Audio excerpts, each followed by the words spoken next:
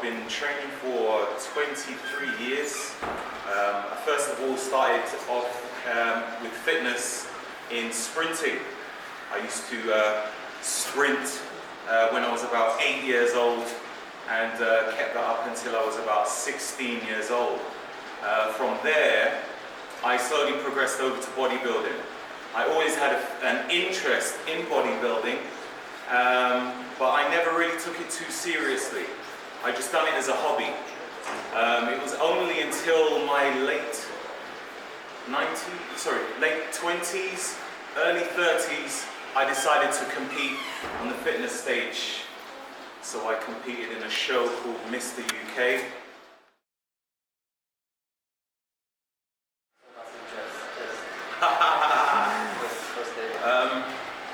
For chest, what I would suggest is to build chest muscles, it's all about recruiting all of the muscle fibers. A lot of people use a bench because they think the bench is the benchmark for the biggest chest. But I would say that a bench is very good for building strength as a compound exercise, but not necessarily recruiting all of the muscle fibers. I would say that a really good exercise is actually chest flies using a cable. Sorry? Absolutely. Because you're recruiting the fibers all the way from your anterior delt through your pectoralis major and pectoralis minor. So it starts from here all the way here, whereas what I find is when you use the bench, sometimes you end up just concentrating on maybe just the flat part of your pecs and other parts are missed. And a lot of people have injuries on the bench as well. What is the key of this exercise? It's a combination of different things. I think what a lot of people like is if you have something different about you, or if you have a kind of personality about you. That's what people get drawn that's the attention that people get drawn to. If you have a great personality about you, you don't have to have the best body, but there's something about you that makes you different. So for instance, I know one guy who's an athlete who actually has half an arm. One of his arms is missing and he has no legs. You'd think to yourself, how can this guy be a fitness athlete? But he's a role model to many people who are disabled that can't train. He trains every single day. He manages, so he's still an inspiration. And, he's coming from a totally different angle from a person who has all their limbs, You have certain people that are very good with the type of videos that they do. They give lots of motivational speeches. You have certain people that have really good images. Certain people that do lots of seminars. So everybody has a different niche about them. So I would suggest is to find out what your strength is and really try and become the best at that particular strength. I mean, you can try and build strength in other areas, but try and focus on one which you feel that you would be the best at. Can we talk a bit more about that, actually? Yeah. Talk more about that. Social media as well. I'm not sure if you said social media there, but man, it's so brilliant now. Social media is powerful. When I first started in the fitness scene, I went from one competition into another. I've done Mr. UK, and then I've done Mr. Britannia, and then I competed in another federation called Musclemania. You might have heard of it, I don't know. And then I've done the championship final, and during that year I went into another competition called Fame UK, and then I've done WBFF and a few other competitions. All of this to try and be noticed in the fitness industry. Whereas you have a lot of people now who they have one Instagram page and they're famous because they spend a lot of time uploading quality images. Like if you upload a really good image, then it attracts a lot of people. If you take a picture with your phone, it might be okay, but if you take a picture with a camera, the quality will be far better and you'll get a lot more people engaging with that. So you've got so many different forms of social media now, which is free. You don't even have to pay for it. you know, you've got Snapchat, you've got Instagram, Twitter, Facebook, and probably lots of other ones, and it's all free, you know. And these are different ways in which you can reach out to the people to let them know I'm in fitness. Excuse me. This is what I do, and you know, it's a way that you can reach out to people without having to compete, and you're able to reach out to everybody in the world as well, you know. And you have to be consistent. The moment the moment you step away because you're feeling, you know, I'm feeling a bit shy today. I want to spend some time with my family. Everybody else they're not going to stop because of you. They're going to go on to the next person, you know. So you have to be constantly bringing out material. You know, you have to constantly let these people know what your fitness goals are. If you are competing, when is your next show? If you're not competing, are you traveling? Where are you next traveling to? You need to keep the people engaged. They need to find a reason to be interested in you. Do you understand what I mean? So as a fitness athlete or a fitness enthusiast, you have to constantly find ways to motivate people.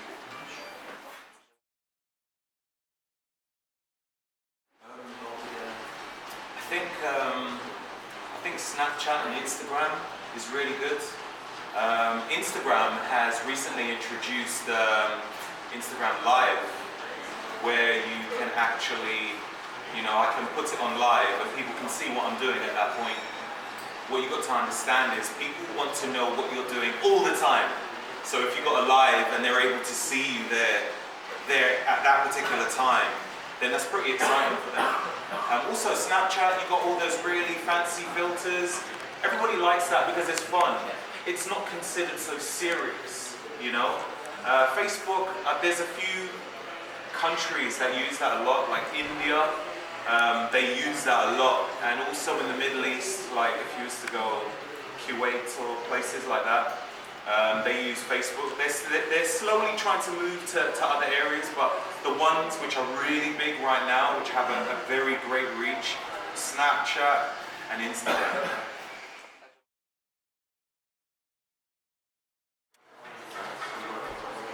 Oh, train. About 5 times. 6 times. 5, 6 times. 6 times if I train 6 times, then it's like a bonus day. If I feel I need to work on something, or if I'm a bit excited and I just want to go to the gym, then it's 6 times. I at least leave 1 day to rest.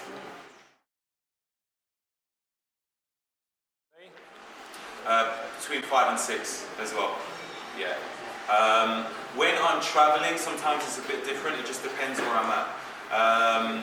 Like I'm here, so I can generally have home cooked meals, which is pretty easy. But like in a few weeks, I'm going to Dubai, so I'm trying to arrange like a meal prep company that can deal with my meals. Because it's pretty hard, like when you're traveling around, you know, because you're not going to be in the same spot all the time. So, but if you're at home, yeah, just prep all your meals. It's easier than having to buy meals out on the street. A lot cheaper as well. Thank you. What about yourself? How many meals? Yeah. 5, I think. Good. You know, usually, you know, sometimes there's like a traditional thought that you need to have 7 or 8 meals, which that is a total myth. You don't have to. It's like throughout the day, everybody has a certain amount of calories which they need to consume. So as long as you have that within the day, then that is fine. Even if it's going to be like 4 meals, then that is fine. But one thing that people need to get to learn about is their bodies and how their body deals with it. You know, if you have a slow metabolism, maybe you need to have more meals. Yeah. You know, there's something which I've been looking into, which is blood types. I'm not sure if everybody knows about blood types, but your blood type will determine what type of foods work for your body. So if you're a blood type O, for instance, your body is more adaptable to meat type of proteins. If you're a blood type A, then vegetarian diet is probably better for you. You can still eat meat, but you'd have to eat it in a more smaller portions, that sort of thing. So learning about your body will enable you to actually get the best result out of the foods that you eat. At the moment, around 4,000. Yeah, about 4,000 calories. Yeah, per day. Yes. Yeah, about 4,000 calories. It might sound a lot, but it's not really. It's not really. Yeah. When I'm looking to be in a sort of something called a surplus, where I'm trying to gain a little more size, I would have more carbs in my diet. So I would have like about 50% carbs, and then 30 protein, 20 fat. But yeah, most of it will be carbs.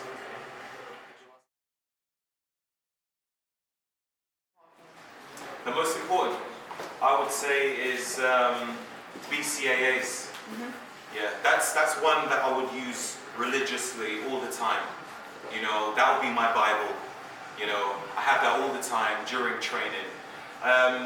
Before training, I like to have a pre-workout as well. So I would have black blood. Who was I speaking to about black blood? Where is he? There he is. Black blood is the one. Really good. It's got about 400 milligrams of caffeine. So if you're caffeine sensitive, then don't have that. But it is amazing. It's amazing. So, but what I would suggest is very important for training, for like recovery of the muscles and also maintenance, is BCAAs. I always have that during training. I have a pre-workout on Sundays, so that would be black blood, BCAA, flash BCAAs or BCAA 0, depending what time of year it is. Obviously BCAA 0 is the one with no sugar in it or anything. So if you're trying to lose body fat, that's a really good one to go for. And also the Way 0 is really good. The thing I like about it is it's a weight isolate. So it's like one of the purest forms of protein that you're going to get. So if you're going to have a good protein after your training, I'd suggest the Weight ISO 0. The one with caffeine is pretty good as well. Biotech. Biotech USA. No, like, the thing I like about biotech is that they have their own labs where they do their own testing. So, you know, they batch test all of their products to make sure that everything is as it says on the packet. Whereas you have lots of companies that mass purchase from different areas and they don't even know what's in it. You know, they just buy it because it's cheap. Whereas biotech, there's lots of research which has gone into it, which gives it that pharmaceutical grade. So you know exactly what you're going to consume. So the main products I would suggest pre-workout would be black blood and also BCAAs, could be BCAA 0 or flash, and the Weight ISO 0 because of the quality which is in the protein.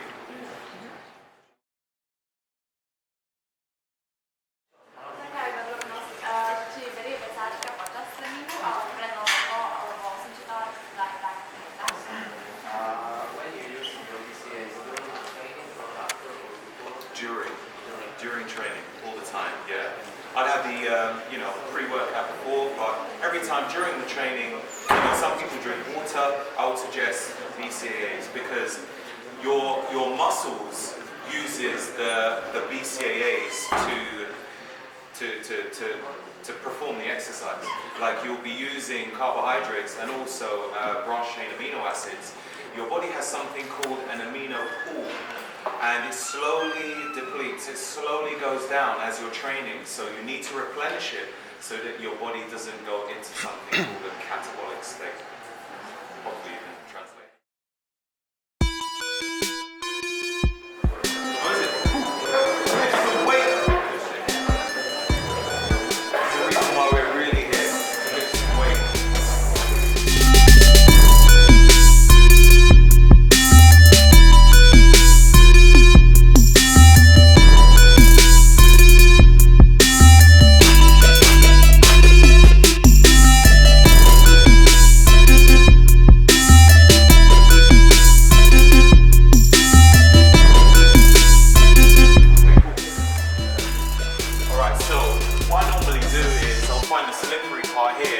my little finger on each side. That way I make sure that the bar is even when I lift it up and it's not too much on one side. Now there's two types of grips. You can have the thumb in front or behind. This one behind is called the suicide grip. It kind of encourages you to make sure that the weight is on the palm as opposed to on the back of the fingers. So when you keep it here, that way it kind of makes sure that you're not bending your wrist. So I normally do the suicide grip. Now from here, I normally take my shoulders, push my shoulders down and create a slight arch in my back so that my chest is facing up towards the ceiling. And from here, I slowly lower the weight down towards my chest and then drive up towards the ceiling. Right, control it down for about 4 seconds. 3, 4, drive. 1, 2, 3, 4, drive. Okay? Work with the thickness of the arm so you can hit the pecs. And because you need to keep it stable, you also engage your core as well. So that's what makes it a really good exercise in terms of a compound movement. Cool. Does anyone want to give it a go? Chce si niekto vyskúšať, ako si správne takého robiť bench. Úplne nevážne. Okay. Let's do this.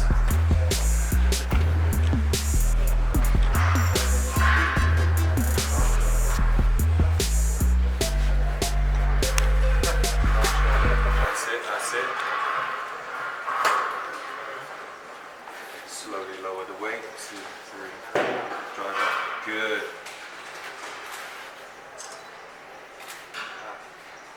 Pomalšie dole. Perfect. That's it. Fantastic.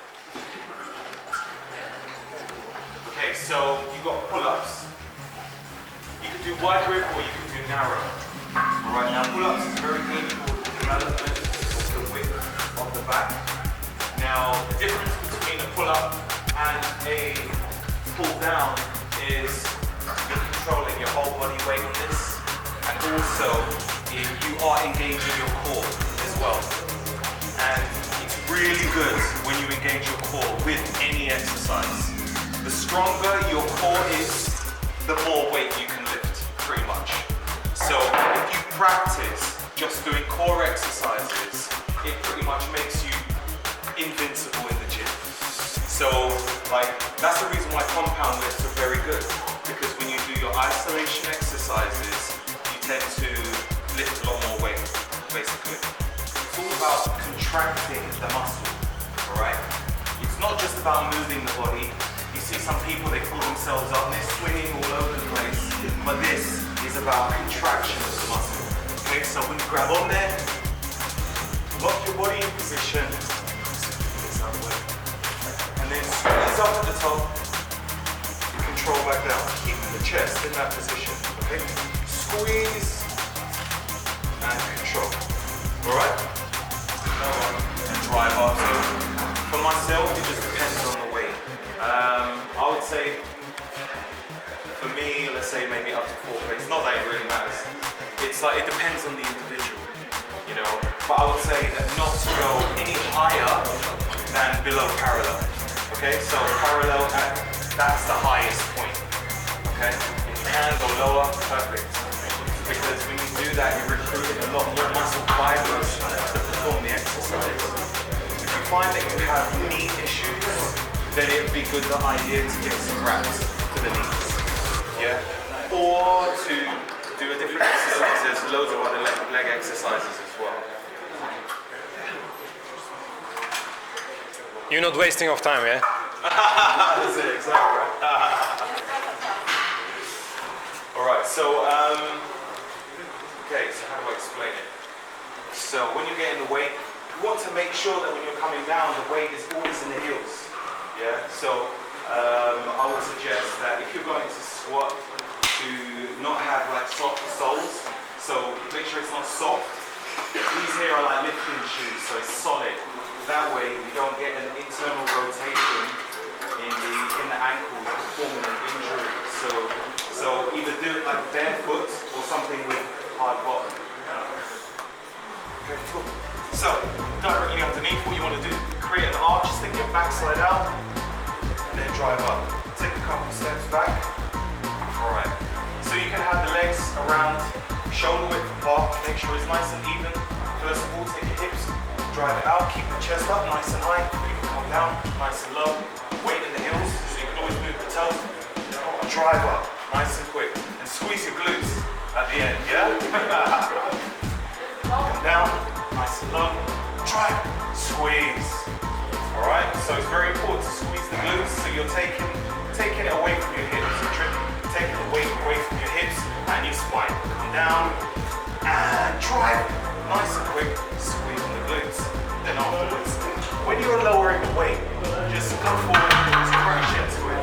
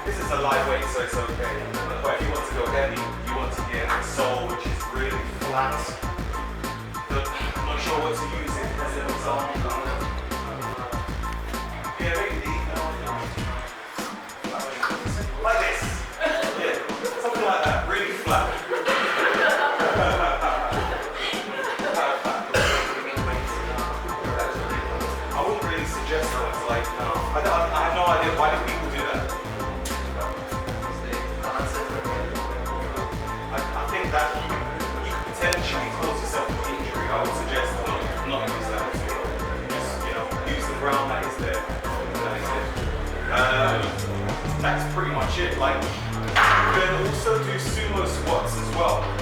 Sumo squats is like a wider stance. So wider stance, you do sumo squats? Yeah, so for the ladies who want to work their backside, sumo squats is one of this. And then come down, nice and low.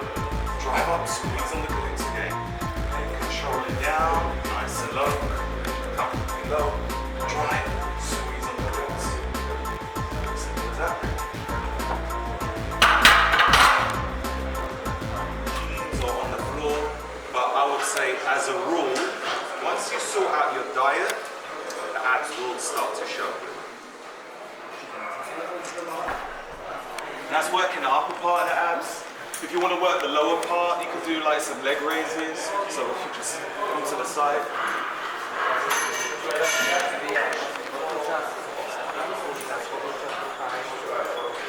That's it. Or if you could raise your legs higher, bring it up to the top. And you've got some other variations, like if you become a bit stronger, you can do wipers as well. So bring it around, stuff like that. So that helps to engage the obliques. So a long head is this side, and a short head is this side. So what we're going to do is concentrate first on the short head.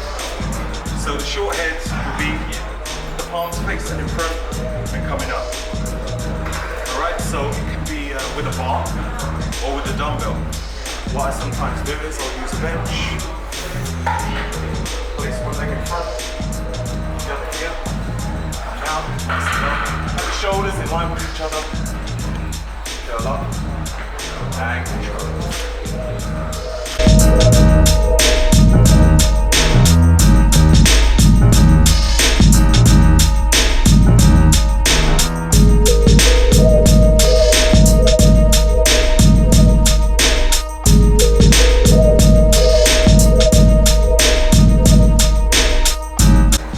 Okay, so let's work in the short head. So when you want to work on the long head, you can see the difference when I move my arm here. Okay, so that works that part, turn this way, it moves over to here. So having the arm like this will then work the long head of the bicep. This peak, that's when you work the short head. So that'll be curls like this. When you want to work on thickness of the arm, you can do hand curls like this, or reverse curls with the palm. One of my favorite shoulder exercises is the Arnold press. I would say it's kind of an advanced move, and I would suggest to perhaps do a lighter weight when you're doing this exercise. You start off with the weight in front of you, you rotate around, and then drive up towards the ceiling and control it back round. Okay, it's a real controlled move. You don't rush that move, otherwise there's no point in doing it. Now, when you're starting off in this position, you're hitting the anterior delt, and you're also engaging the upper part of your pecs as well. And as you rotate around, it starts to move around, and you start to engage the side part of the deltoid. I can't think what it's called. So, side part of the deltoid, right around to the front. So you're actually hitting 2 in 1. And yeah, there's different variant ways of doing it, but that's a perfect exercise.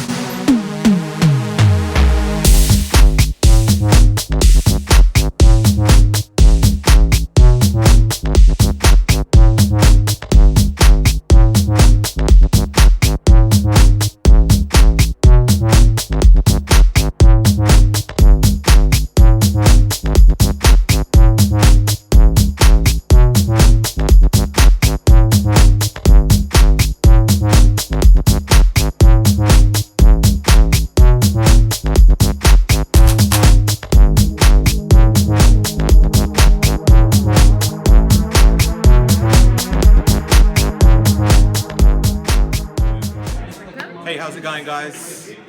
One thing I'd like to say to you guys is you need to do what you love and love what you do. Now, people will try to give you guidance as to what they feel is a good thing to do, but only you would know exactly what you want out of life. So for instance, if it's fitness, then you stick to fitness. Fitness is what you love. You can't go by somebody else's principles of what they think is a good thing to do, because you'll only be living someone else's dream. So follow your heart and follow your dreams always. Bless.